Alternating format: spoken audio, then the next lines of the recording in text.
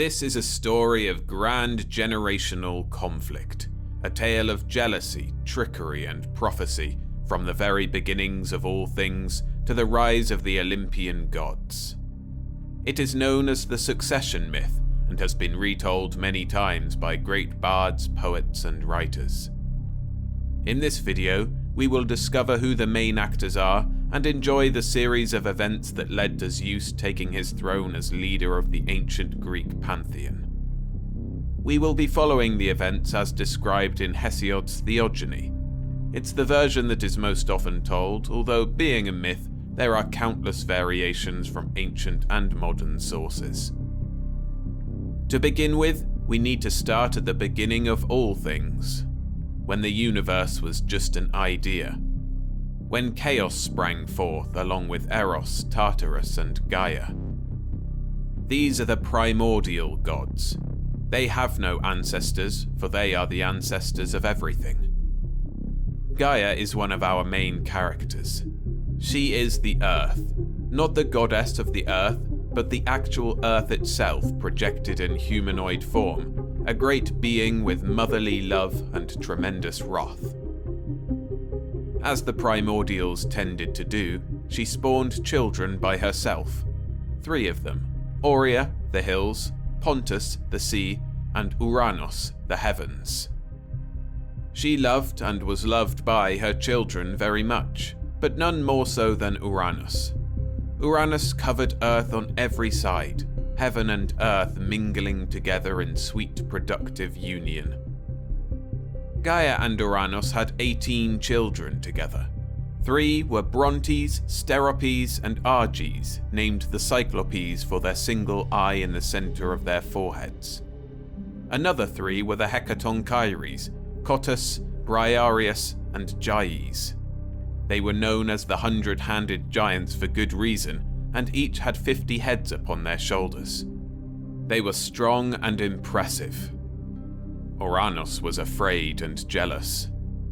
These were powerful beings that could, if grown to full strength, challenge his power. So he hid them away in a deep part of Earth where they would never see the light of day.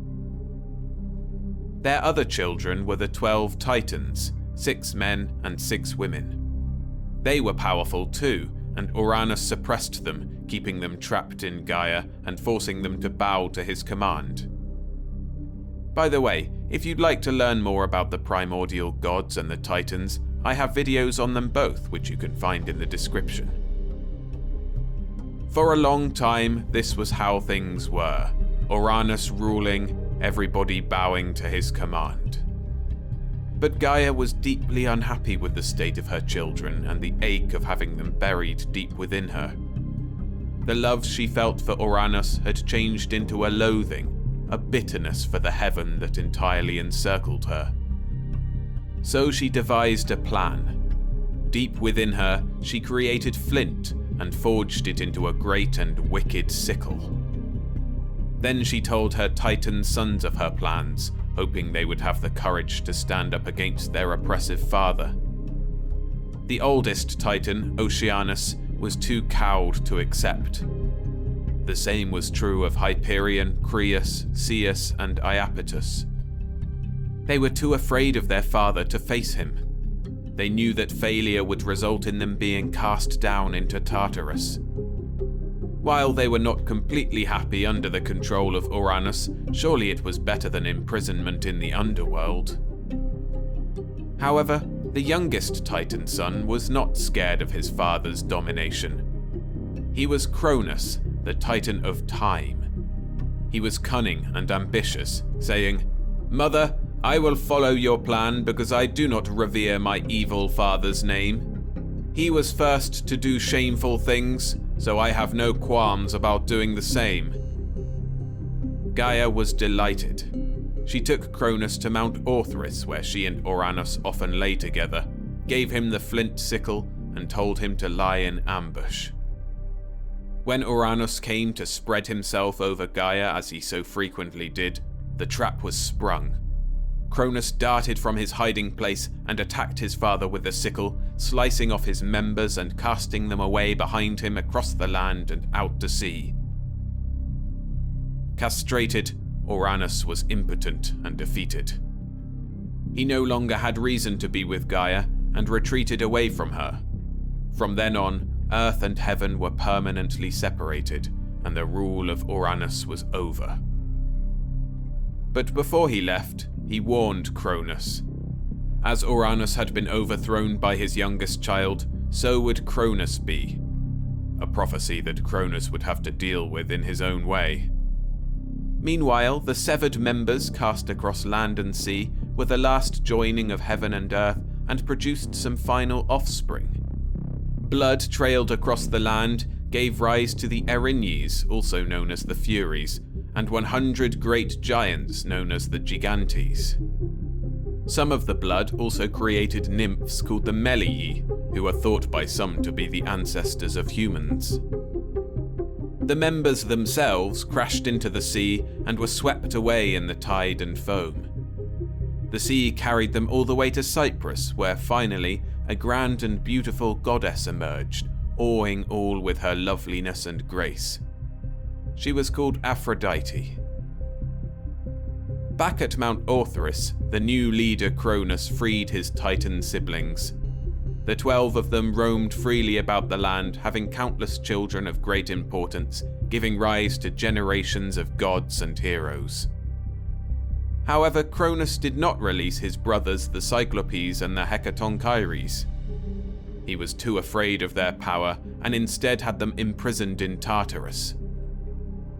Then he took his sister Titan Rhea as wife. Together they had 6 children. But Cronus remembered the prophecy Uranus had told him that he would be overthrown by a child of his, so as soon as they were born, he ate them, keeping them trapped within his stomach. First he swallowed Hestia, then Demeter and Hera, his 3 daughters. Next he devoured his son Hades, then another son, Poseidon. As divine beings swallowed whole, they were not killed, just trapped inside the belly of their father.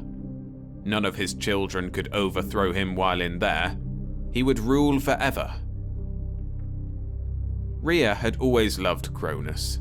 She and the other Titans owed him so much for releasing them from the domination of their father. But watching Cronus consume their children hurt her. Like Gaia before, she couldn't stand what was happening. So she reached out to Gaia and to Uranus for help. Together, the 3 of them conspired. When Rhea was about to give birth to her 6th child, a son, she went to the island of Crete. There the son was born, and quickly Gaia hid him in a remote cave beneath Mount Aegaeum. When Cronus came to swallow his son, Rhea handed him a stone wrapped in cloth. The great and wily Cronus swiftly devoured the false baby and was very pleased with himself. And for a long time he continued to rule without knowledge of the deceit. During those years, the son grew up on Crete, guarded and watched over by those Gaia trusted. The boy became a young man of incredible might and judgment. His name was Zeus, and before long, he was ready to face his father. The showdown took place on Mount Orthrus, the very same place where Cronus had defeated Uranus. Mount Orthrus was now Cronus's home, a base for the Titans. Zeus travelled there, and with the aid of Rhea and Gaia, convinced Cronus to drink a concoction that would force him to vomit up his children. At this point, Cronus did not know of his son, and fell for the trick. First out of his stomach came the great stone swaddled in cloth that had replaced Zeus. Cronus was angered by the deceit, but Zeus revealed himself and his power and demanded his siblings be regurgitated too. With Zeus and Gaia and Rhea and Uranus against him, Cronus had to agree.